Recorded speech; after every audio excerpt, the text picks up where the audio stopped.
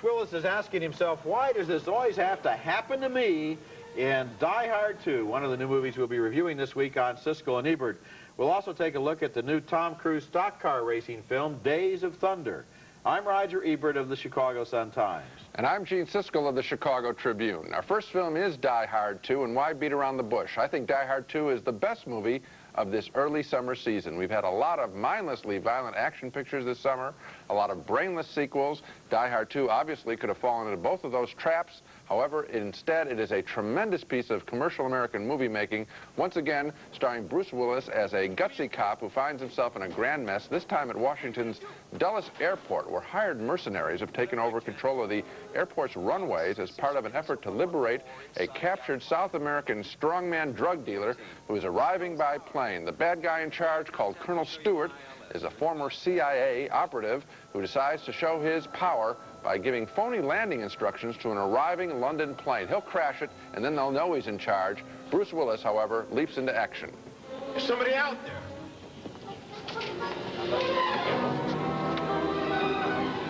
It's McClane. 600 feet. Looking good, Windsor. Now watch it. 30-knot crosswinds and the runway is icy. Airspeed 125. Attaboy, we've got you. Fuel pressure good. That's good. We've got you. Dropping.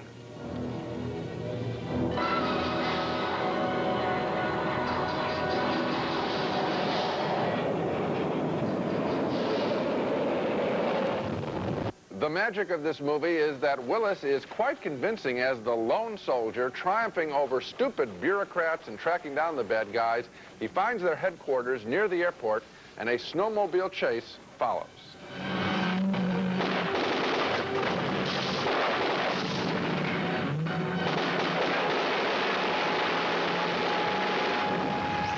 Out to assist Bruce Willis is an Army captain played by John Amos, who has a grudging admiration for the way Willis has been risking his life. McClane, you showed some out there, man. Thanks.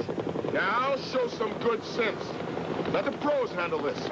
Die Hard 2 is similar to the James Bond films in having its hero go through all kinds of major physical stunts. Here Willis hitches a ride with a TV news crew helicopter to get to the plane that would take the drug baron to freedom. Bring me down!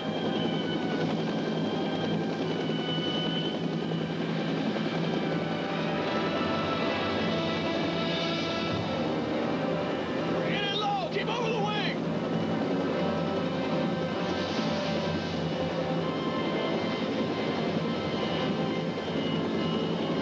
Lower!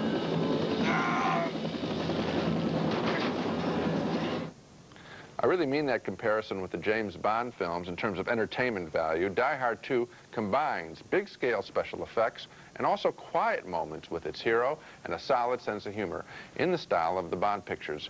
Director Rennie Harlin, originally from Finland, I think he made Nightmare on Elm Street 4 previous to this. Here he's making his major filmmaking debut. He deserves congratulations, I think, for creating a convincing world at the airport. Great special effects involving the control tower and the landing field, and Bruce Willis, that solitary figure out in the snow at night, fighting against the big jets and hordes of mercenaries. Doug Richardson and Stephen D'Souza have written a witty script, too. I was mightily impressed by every aspect of this movie. All I can say after having thought this summer was not that special is thank you to all involved. I liked it very much, too. It's not the best movie of the summer. It's not as original as Dick Tracy, for one thing.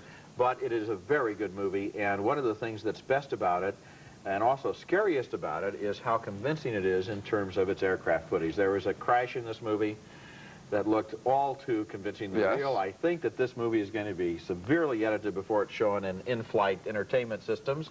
And there's another scene where Willis ejects from a cockpit. Fabulous. And you remember the scene? He flies up until his face is a foot from the camera.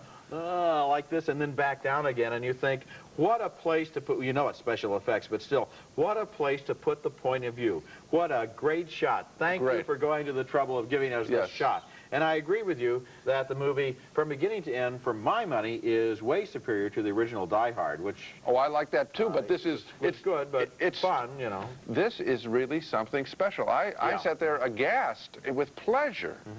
Is that possible? No, but anyway, I know what you're trying to say, yes. Yeah, I mean, when I saw the first shot outside the control tower, and there's special effects involved there, too.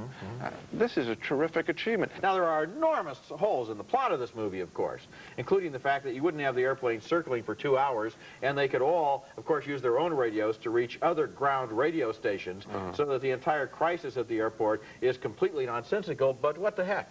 Well, I bought the picture. That was the one thing that I was thinking, is that they could obviously get to other airports, the other planes that are being held there.